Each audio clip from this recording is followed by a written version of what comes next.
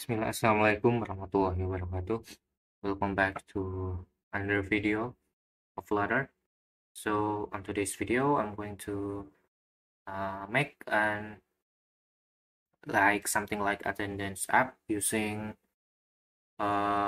Google Maps for the locations.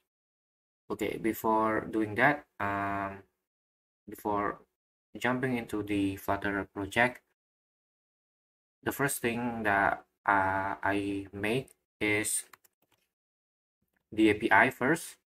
Using Laravel, I'm using Laravel Sanctum for the API, and then there are some root that are needed for the migration itself. I only add one extra table for the attendance list. So here it is. There is of course ID, and then the column for an ID for that constraint with the user ID from the user table, and then date time.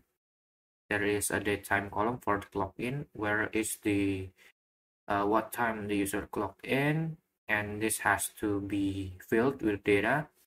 And then the second column is clock out, but this one is nullable because the logic is when we create the data, we have to input the clock in data first, and then on the same day we can update, or quote update, that on the behind is just updating the data and filling the clock out column for each data on the same day, of course.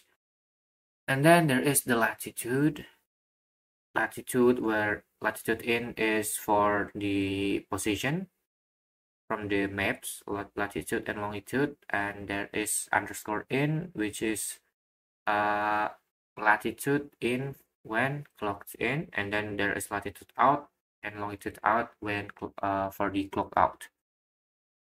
And then timestamp is quite necessary also for the created data and updated data at. Okay, that's it for the migration. And for the model itself, obviously for the user and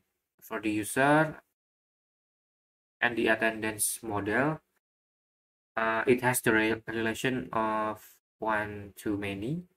Yeah, so the attendance table belongs to the user, and then user has many of attendance. Okay, the first that we are going to use is obviously for the root, is the user / user. This one is to check in for the layer. The token, is it valid? Is it a valid token or not? And then obviously we have to add the middleware, auth sanctum, this one. So every root that has this middleware is only accessible if the user has the token or already authenticate. And then for the some of the root that doesn't require authentication is obviously the register, login, and server time. So yeah, we are going to display the server time also. And then let's jump to the user first, user API. Obviously the register, there is login and logout. For the register itself, because this is an attendance app, on the app itself we don't need, or we doesn't use this root. I mean, yeah, this register root, but we are still going to need it in case the admin want to add the user or register a new user. And this is obviously the data. The logic is we are running try and catch. The first trying is, first we need to validate the data which are required, our name, email, and password. And then after that, if the validation is okay or passed, we create a new data or record, using the request, then hashing the password. Then we create a token, and then we throw or return the response as a JSON, which has the status success, and data is the user data, and then the token is the token that we have created before. And then the success, the code return is 200 for the success. And then if it has a validation exception or has error validation, it will show this kind of response that has status and message, and will show the message of the response. And else is if it's not, maybe like database error or something else, it will show this error message instead. Same thing happened on the login, validating the email and password, and then first we made the credentials to check if the user or the email is actually on the database, has the email. If it's not, it will throw or return a status error and message user not found. If does has the email exists but the password is incorrect, will return password incorrect, which has the same, what is this? I kind of forgot, sorry. Status code is for 01, and if it's success, it will just make a token and then just return some data with status success data, the user data, and then the token itself with the status code, of course, 200 if it's success. And catch is the same, validation and throwable. And then for the logout, we just need the user data for the authentication. On the API, we are using the bearer authorization on the header. If it's success, it will show or return status success and message logout successfully with the response code 200. Okay, that's it for the user API. And then move on to the server time. This one is just to get or giving a response for the current server time, database time. So on the server time, we make a configuration here on the config app to set the time zone to Asia Jakarta and local is ID for the nations. Okay, that's it. Here we are making new instance of the datetime class. And then if the get time, if we didn't get the date, it will return this message or response, JSON response with status, and message failed to get server time. If it success, it will return this data status with the data time. Okay. Next, that's it, for the server time. Next is we're going to see move to the attendance controller for the attendance logic. First one is obviously the index. We need this index, of course, but this one we are going to show or send the data of the user authenticated attendance list. The first one, of course, we need to validate or get the user authenticated using the API, of course, the token on the header using authorization, bearer token.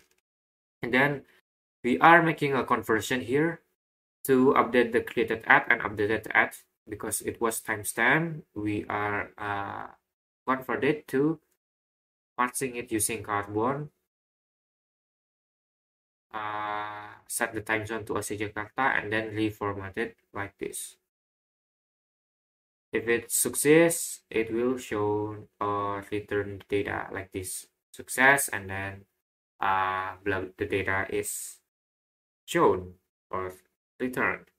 And then this one, there is another function logic for the clock. So for the clock in and clock out itself only has one function or one logic. If on that day the user doesn't haven't login yet, it will it will instead make a new record if it doesn't have a data or haven't logged in the user on that date.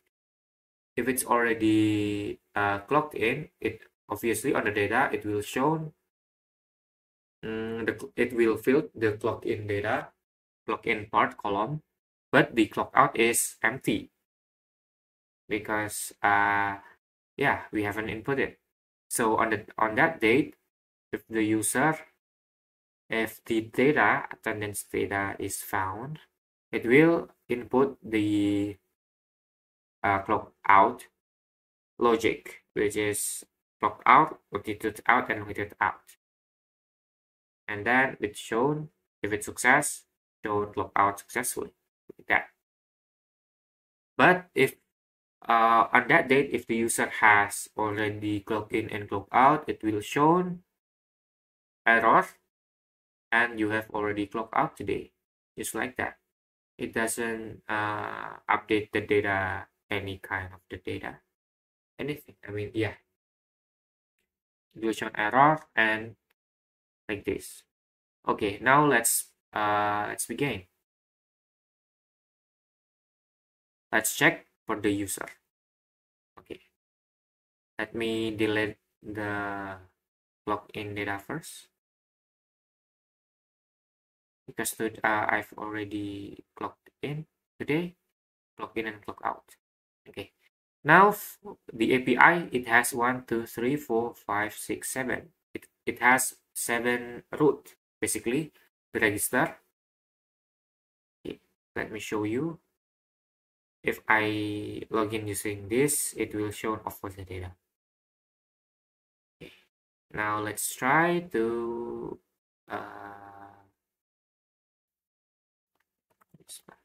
okay. Let me okay. I can edit. Okay.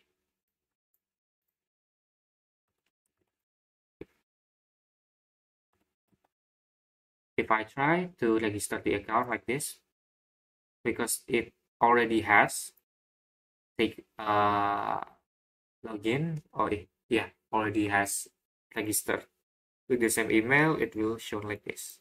Okay, register is not quite important, so let's just log in. So okay, let me try for the field first. Okay, the password is 1128. If the password incorrect, it will show like this. If the email doesn't exist, something like this, it will respond. It will be like this. If it succeeds, it will be a success. It will be like this. It will show status success and then data and the token. Okay, let me copy the token because this will be used quite a lot. Okay, the next API is obviously register. Okay, no, server time. This server time is accessible without any middleware. So we can just get the API, the response data server time. It will show like this. It shows success for the status, and then the data, there is date, the current date, and then the time zone type and the time zone. As you can see, because I'm on Jakarta time zone, it will show the same. Let me refresh. As you can see, the seconds is different. Okay, let me do again. It was 46, now it's 51 seconds. Just like that for the server time. Okay, next is for the self presency for the attendance. Attendance list first, yeah. Okay. Let me get the attendance list. It will require for the user to has the valid authentication. It's like this. Just put it in the header. Okay, if it succeeds, it will send the response like this. Okay. This API, this is the user root. It will show the user of the token, valid token, and then for the self presence itself. Okay, It will require, of course, latitude and longitude, and also the authentication. Okay, like this. If I send this, because the data is not there yet, it will show clock in successfully. If we check on the database, it will add the data. But the latitude and longitude out is null and clock out is null. Okay, let's send again. It will say not clock in but clock out this time. If we refresh on the database, you can see the data. Okay, let's try again. As you can see here, it's shown error because you have already clocked out today. Like that. The data doesn't update anything. Okay, maybe that's all for the API endpoint. Okay, now let's move on to the Flutter project itself. Okay, as you can see here, the first there is some things that we need to configure. The first one is for the package. Package itself, I use quite a lot of the package. The first one is obviously shared preference. Shared preference, this one is used for saving like the token to the app itself on the device. And then Dio, I don't quite sure yet. Sometimes I do use Dio and HTTP. For the handling error, sometimes using Dio is error, but I don't know. So I just use two of them for the HTTP request. I use Dio and HTTP. And then after shared preference, Dio, there is provider. This one is for state management, so that we only need to make one state and then it accessible throughout the other pages or screens, so that we don't have to re-render all the screens when the state is re-rendering, when the state is what's the word, refreshed. And then I use Google Maps Flutter, package Google Maps, and then location to get the current location using the GPS, and then animated snack bar for the snack bar for notification. Okay, as I mentioned before, there is Google Maps. So to use this, you need to first to get the API token. You can get the API key of the Google Maps itself on the Google Cloud console. But it is not quite easy because you have to like register your card, your bank card, credit card or debit card. Both are eligible. After that, if you already get the API key, you need to enable the service, which is Maps SDK for Android. Okay, don't forget to copy your API key and put it inside Android manifest.xml. It is in app, Android app, and then Android manifest, this one. Then just put your metadata inside the application. Here, metadata Android name is com.googleandroid.geo.api key, and then for the value, this is your API key of the Google Maps. After that, you need to clarify for the Kotlin version. Make sure you are using the latest version. This build Gradle is located inside the Android, and then okay, let me look for it. Okay, Android.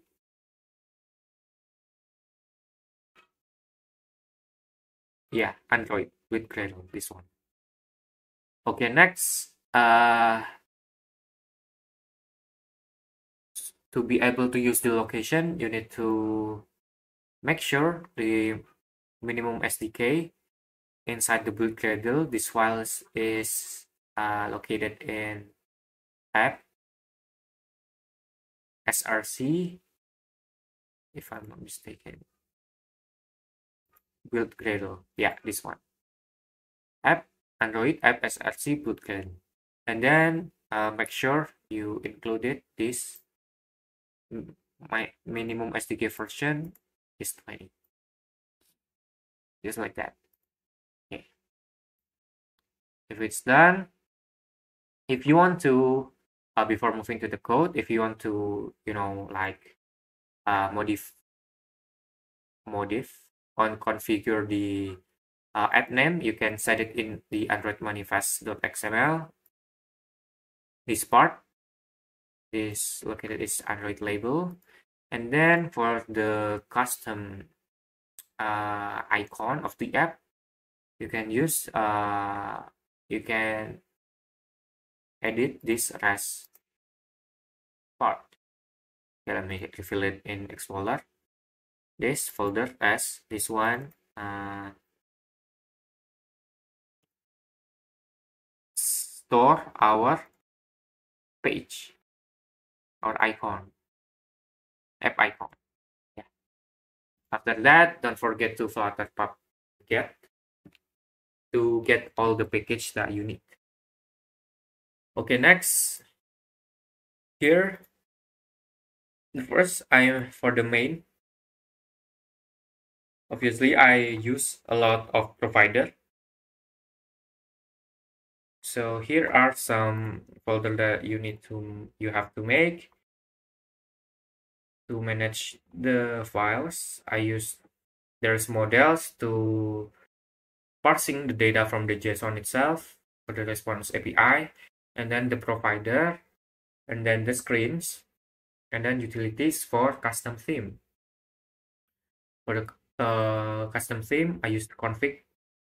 This config.dot, this object class, this widget I used to store the API URL because I'm running it in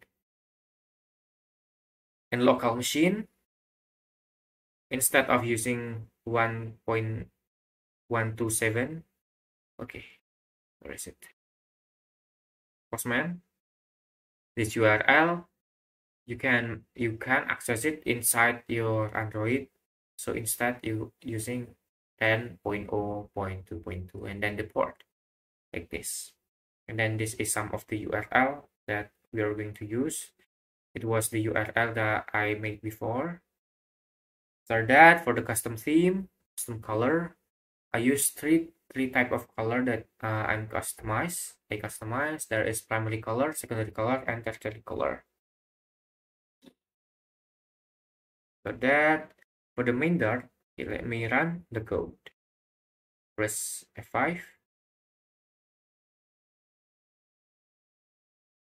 Okay. Maybe let me reset the data first so you don't. So yeah.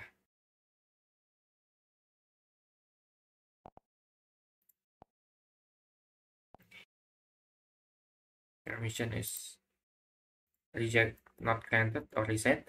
Okay, let me run.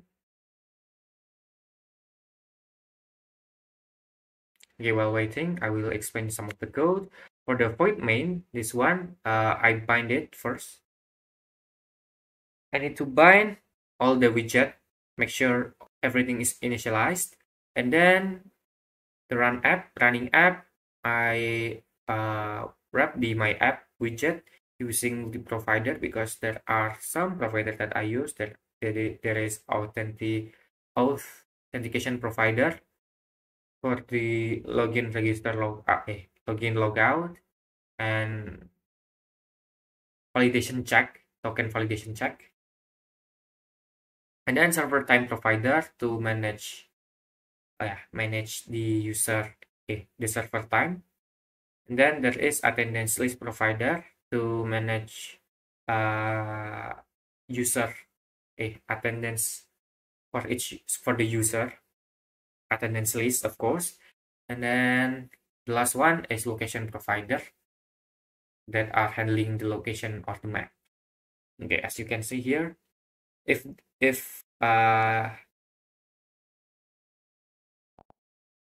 if the user or the user or the app that are installed hasn't logged in, it will show login page first on the main screen when we are starting the app. If it does already have a token that was generated when you log in, it will show the home page instead.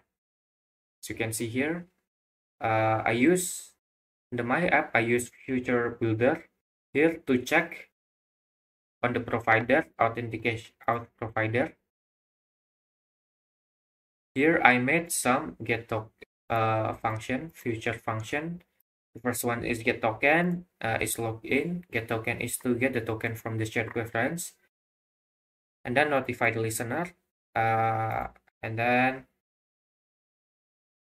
is login logic. The first one is to get the token. Is login is used to check if the token is valid. Then this is the logic HTTP request. I mean, if the status response code is 200 or success, it will instead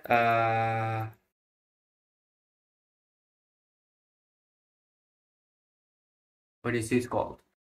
Underscore user is called variable, I guess. Variable, it update the variable from the response and then return true because the return type is boolean. If it doesn't or the token is not valid, it will show or update the token to null and then remove the token from the shared preference. And then this is the login logic. Here, the parameter that is email, password, and contacts that are used. Password, email, of course, email password is for the body. The HTTP request. If the response status is 200 or success, it will instead make an instance or set a string token and save it to shared preference. And then it's shown a snack bar like this.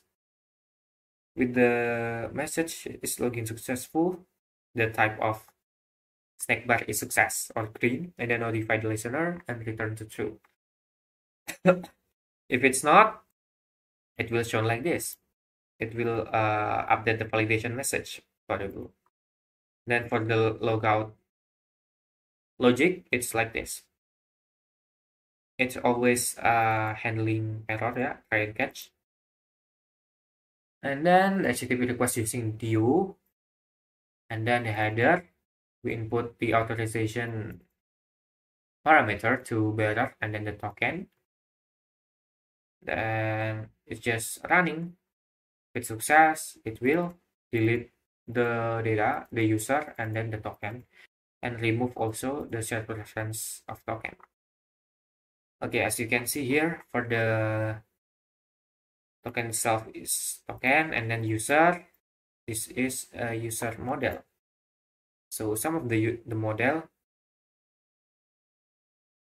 that is user model, this one, the structure is like this.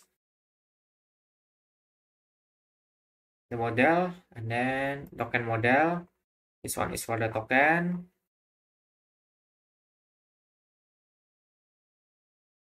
And there is server time model. This.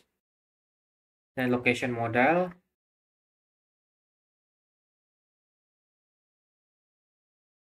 And attendance list model. It's like this. There is log in, log out, longitude in, longitude out, latitude in, latitude out.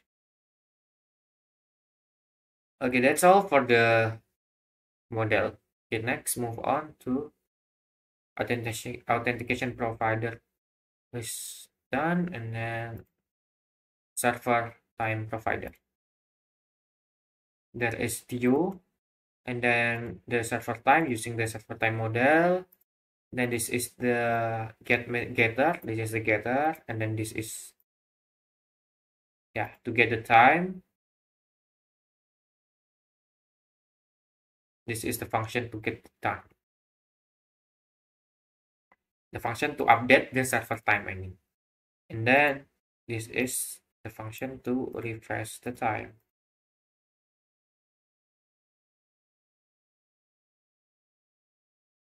Okay, that's it for server time provider. Next, for the attendance list provider. Create an instance of attendance list model. And then this is the getter. And this is to get the attendances. Get the attendances data, of course. And then this is the function to refresh the attendance list. Everything is asynchronous await. And then the type is future. On the refresh attendance list, as you can see, we set the attendances or the list itself to null. Then notify the listener, and then rerun the get attendance function, this one. Okay, that's it. Move on to location provider. As you can see here, we create instance of the locations and then check the service, is it enabled or not, and check the permission, is it granted or not. And then this is the location data, and this is the camera location for the current location. And this is the getter for the location data, the getter for the underscore k current location for the camera position of the current location. Then move to, this is the function to get the location. As you can see here, we are checking if the service is enabled or not. If it's not, it will run await. Is the service is enabled or not? If it's not enabled, it will send the request service. If it's not enabled again, it will return or stop sending the request service to be enabled. The same thing as the same things is for the permission granted. This one is for the location, of course. As you can see, location. Then this one is to update the location data and the current location position, camera position. Using the for the camera position itself, using the latitude longitude from the location data. Then get latitude and longitude. Then tilt is for the Google Maps positioning and zoom positioning. Zooming. Then notify the listener.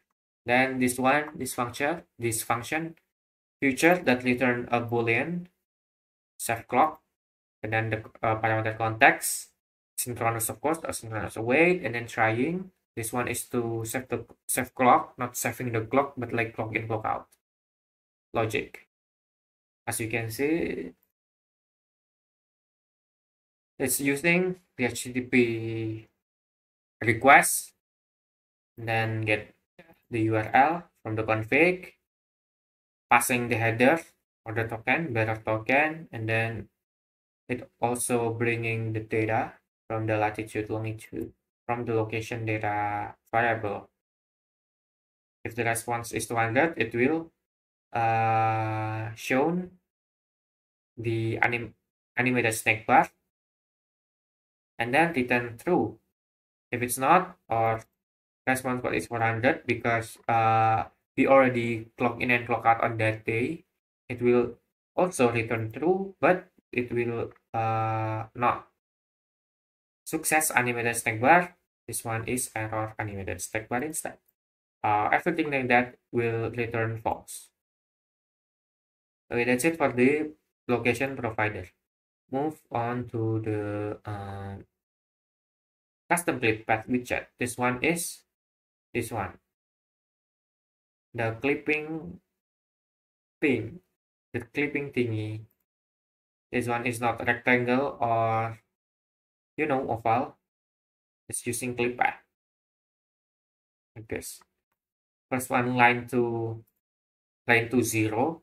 Line to 0. This one is the width, so it will this point, and then the size height for the head itself. The 0 is this part, and then size height or the maximum height is this one. Same, yeah, this one. And for the width, 0 is this, size width maximum is this. So width 0 is right here, and then size height is also right here. So the point is right here, line 2, and then making a quadratic Bezier to 0, so size height minus 40. So this one, 0, size height minus 40, so the position is right here. And then with 40, we're moving to the right 40 pixel, and then size height minus 40, so it's right here. And move, it's making quadratic Bezier. And then size width minus 40, size width minus 40 is this position, and then size height minus 40, so it's this point. Then quadratic Bezier again, size width, maximum width, and then size height minus 40, so this point. And then size width, maximum width, and then size height. So at this point.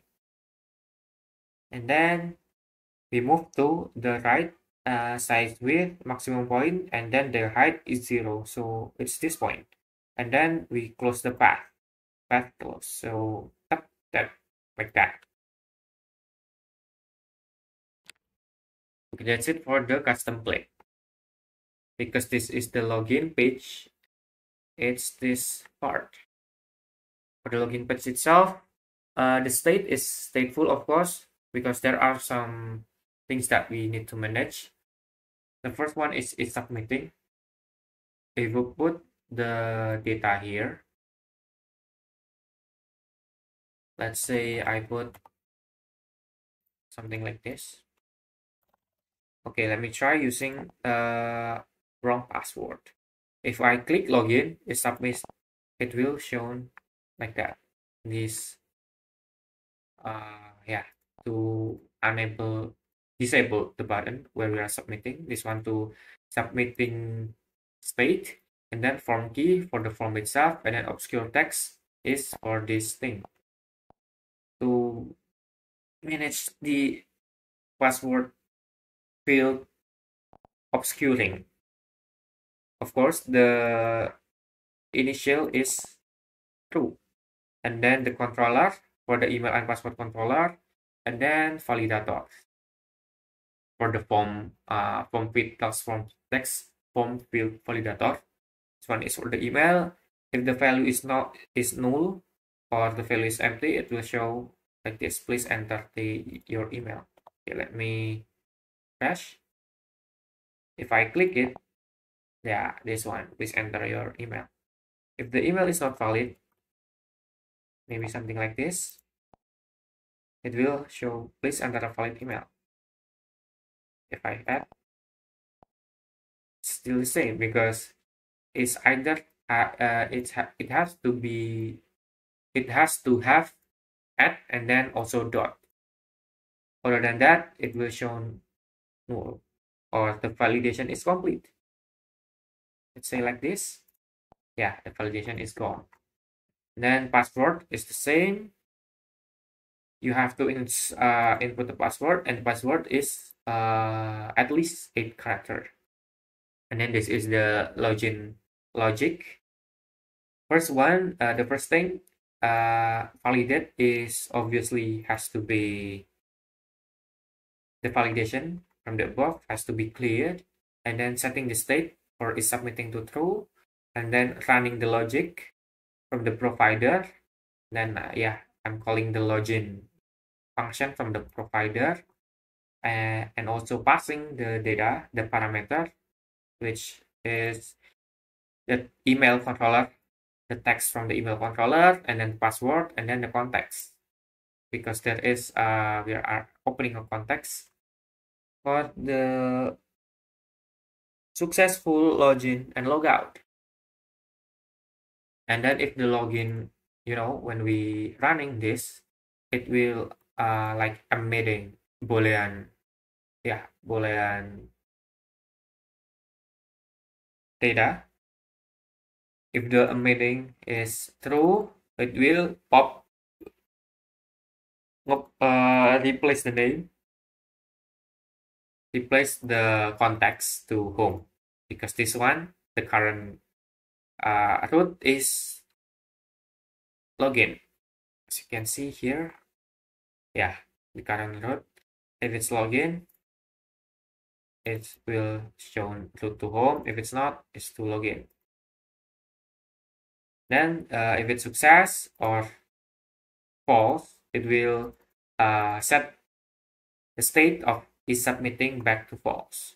And then this one is the function for toggling this password field obscuring. Then don't forget to dispose the controller, because when the widget of the login page itself is destroyed, or destroyed, it will the controller, if you haven't disposed it, it will stay. So yeah. Okay, for the app bar itself, I use preferred size. So basically, this thing right here, the picture is actually still part of the app bar. I set the app bar to the size, the media query to 25%, 1/4 of the screen. Then the child is app bar. Here I made the material transparent, and then the background also transparent, because we are using this flexible space using the clip path widget, and then clipper from the custom clip path widget that we have made before. Then it passed the container, the box decoration, and inside is the image. Okay, and then set the background color, this one, the body itself to tertiary color, the color from the theme data that we have before, as you can see. And then physics to bouncing scroll physics of the single scroll view, and there is form, of course, and then passing the form key, as you can see here. For the login itself, I use gradient using shader masking for the text itself. Also, if you're using this, don't forget to set the color of the text to white. Then then here, as you can see, there is consumer widget that are managing, listening the state from the provider and the authentication provider for the validation message. Basically, is this one. If I restart, it's gone because validation message is currently not exist. Yeah, as you can see before, when we are loading, the image is not there yet because I use network image, so it will require some loading. And this is to manage the form field. There is enabled that are opposite of the value of a submenu. And passing, don't forget the controller and the validator. Yeah, and this is some of the styling for the password field is kind of the same. And then make a catenary for the icon button, this one, elevated button, I mean. Yeah, am I using elevated button? Oh no.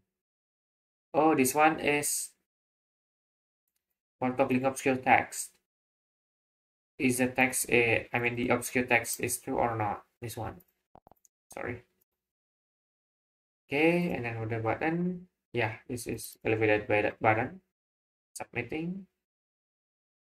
Using Tenary, null or login. Same thing for the color. Gray to primary color. And then the size box itself, the text or content inside of it. Okay, without further ado, let's just log in. Okay, let me show you. If the password is incorrect, it will show password incorrect. If the account is not exist, it will show instead user not found, like that. Okay, let's just log in. Log in. Now, as you can see, the result shows if the login is successful. Here, as you can see, there is server time. This is the homepage part.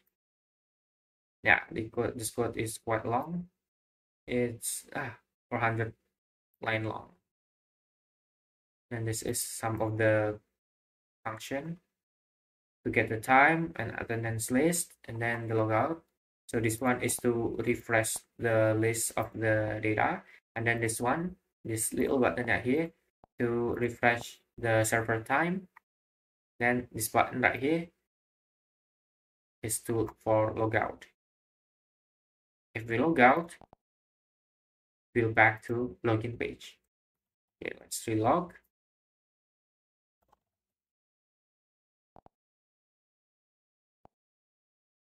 Okay, we have successfully logged in. Okay, now let's try stopping the app. Let's run again. Before we close the app, we already have login. So second time we running the app, it should be already inside of the homepage.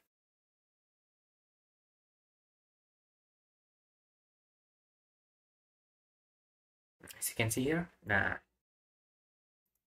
we already log in because the token is saved in the chat preference of the app. Okay, here, as you can see, there are some basically two consumer, three. The first one is for the username, and then the server time and attendance list. This one is the consumer for the username from the authentication provider.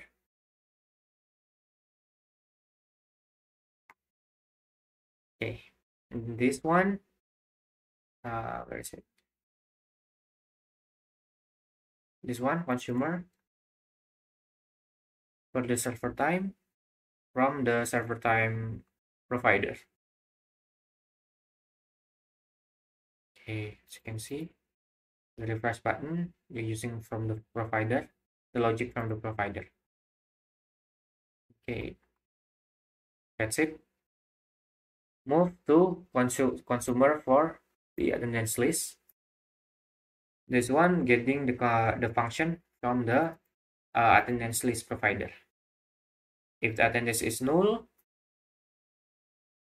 I mean not null or not empty, it will generate list view using separated list view builder using separated for the separated this one, and then shrink wrap to true, and then physics to never scrollable because we are using single child scroll view, the one on top. And then for the builder itself, I store the data using the created add data from the model. Then if it's okay, I return the data using the function record data. It will return this container. There is created data, clock in and clock out. It's this one. Also, I'm using date format from the ENTL package to reformat the time.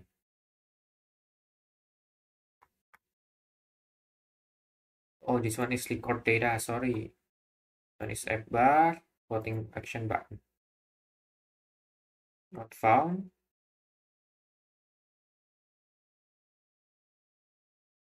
Yeah, attendance list. If it's not, it will show not found. Found is this one. Yeah, take this. Okay, for the app bar itself, if you wanted to see, I'm using flexible space. Background set to transparent. Then this one, the refresh. This one, logout button. And for the floating action button, this one, I'm using a container basically. Then inside a container with the gradient, and inside is there is an icon, clock icon.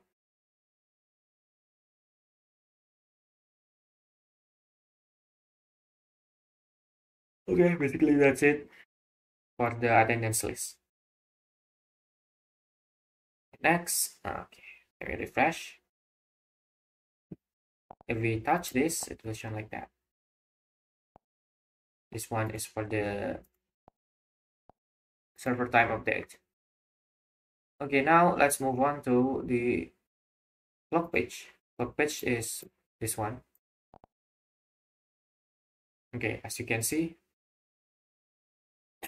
if we haven't granted the location, I can just, it will pop out like a reminder. Okay, as you can see. Okay, let me refresh.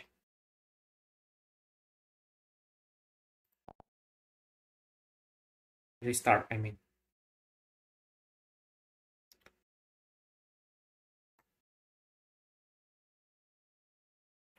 Okay, before jumping into the page, I want to show the code. This one, the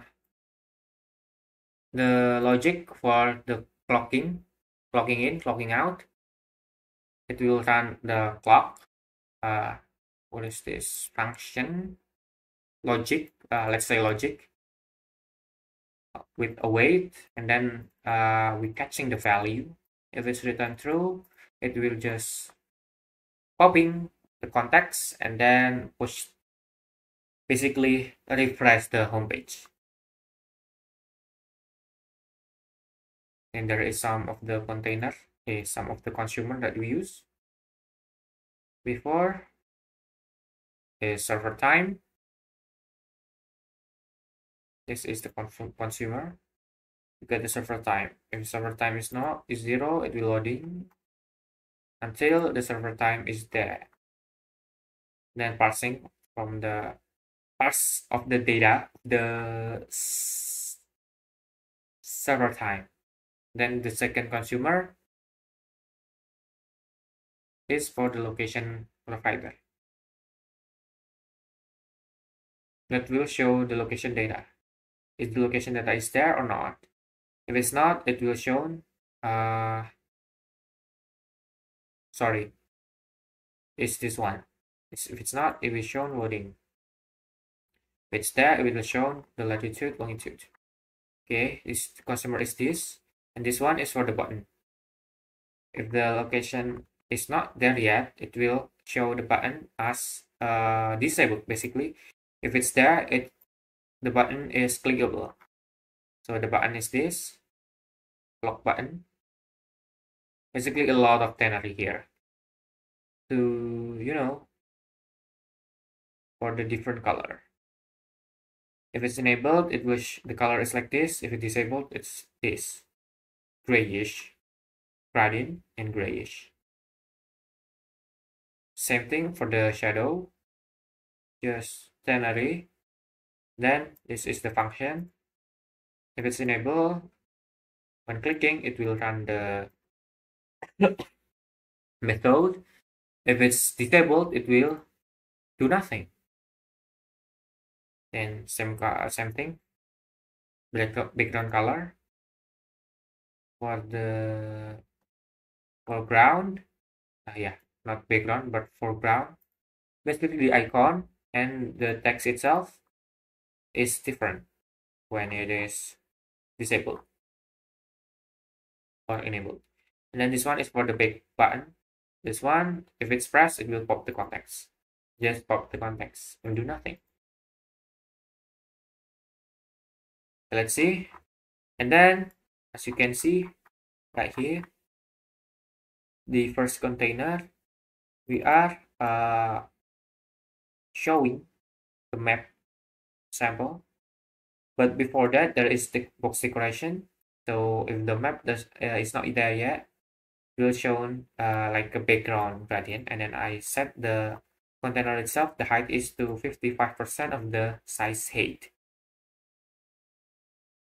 Okay, for the widget map sample itself, it's this. There is the camera position, the initial camera position, and then there is the completer, the controller of the Google Maps itself, Google Map controller, of course. And then this is the function, the future function, asynchronous await function of the go to current location, because we are going to need that for the like positioning, just to show so that it just going to make it nicer. Then inside there is obviously the consumer, and then we are stacking consumer from the location provider, of course, and then we are stacking the Google Map and then the button using align so that it appear on the button center. Then when it press, it will run the function above this one. Okay, this is just styling. Okay, that's it. Let's move in. Let's just go to that. As you can see here. As you can see, it was the button is disabled first before, you know, before the app has the location. You can see here. Okay, to enable the location, because I'm using Flutter, so I have to set the location like this. The location we already got, as you can see. If we tap on this button here, it will direct us to the current location. As you can see, there is like blue dot there. Okay, the initial position is currently in New York. As you can see, this one on the, what is this, Manhattan Island.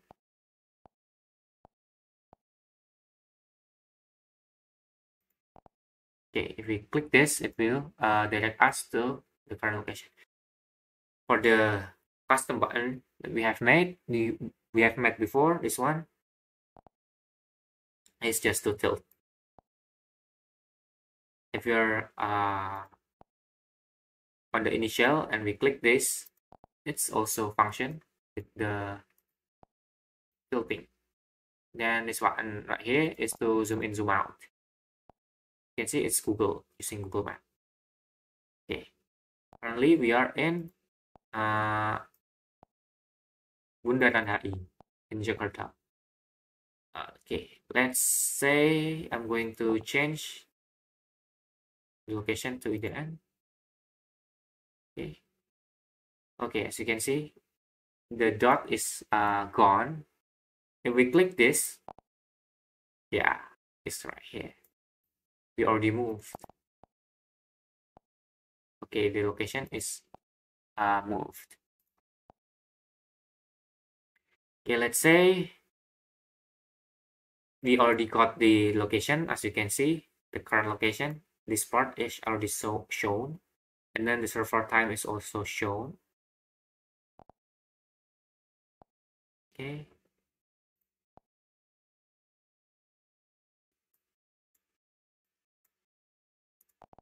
This one for the compass, basically. If we click on this, it will show because I already clocked in. Okay. Let's say let's delete the data for today. Okay, let's refresh. 17 February is gone. Okay, now let's try to clock in success, and then it will show like this for the current date. The clock out is not there yet. Okay, let's try to clock out now. Basically, same method. Make sure the location. Okay, we already got the location, and clock in or out. Clock out successfully. As you can see, clock out is already there. You can refresh also.